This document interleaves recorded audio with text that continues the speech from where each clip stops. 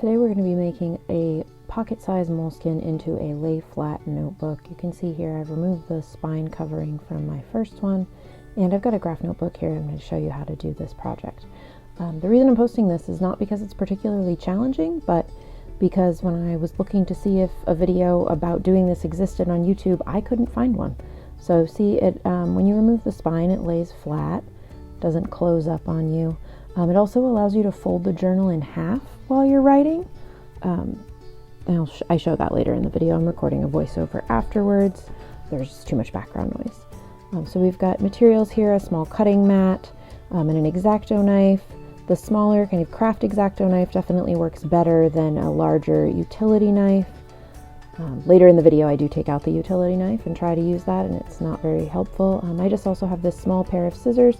You could probably use any kind of scissor, but these ones had a smaller blade, and so they fit better into the spine of the journal. So when you open it up and lay it flat, this kind of cover part pops up. That's what we're going to be cutting in the video, and that's also what stops it from lying flat when it's still there. So by removing that, you allow the book to lay flat and also to fold over on itself without damaging or wrinkling the spine, as would happen if you left that intact. We're just cutting that open. Doesn't need to be a neat cut because you're going to be trimming off. That's just allowing you to access where you can trim those pieces. So just kind of running my finger in there to open it up and loosen any residual glue that may be left. This won't damage the spine as long as you're not cutting into that back kind of white part that you can see in the blue notebook.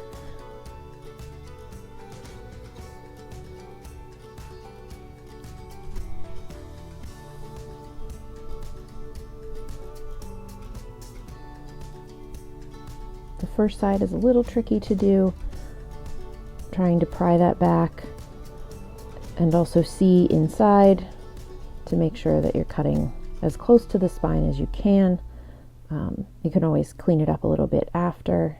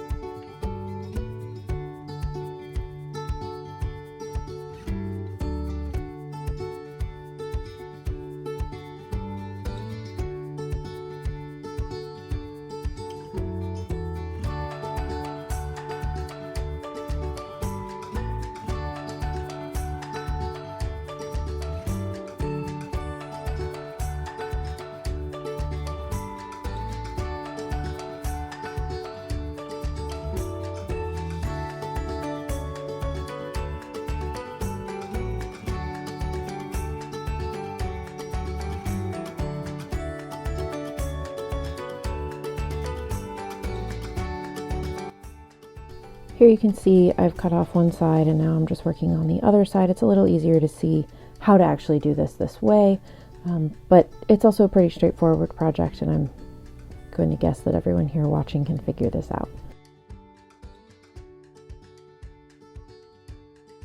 You can see here now I've got that pretty clean. I'm just going to clean it up a little bit.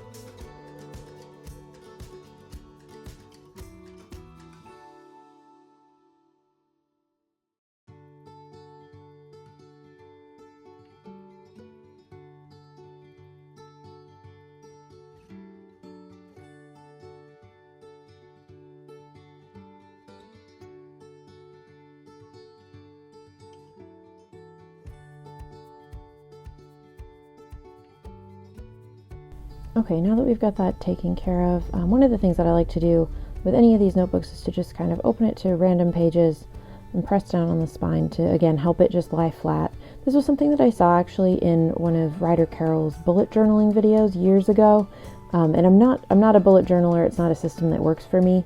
But the flattening out the notebook was really helpful. And it just, again, it helps it kind of bulk and loosen up the pages a little bit. It gets it that kind of lived-in look that I like for my notebooks, but also helps it lie flat again, helps kind of encourage the spine to do that. Because it has the elastic, you don't have to worry about it flopping open after you've done this.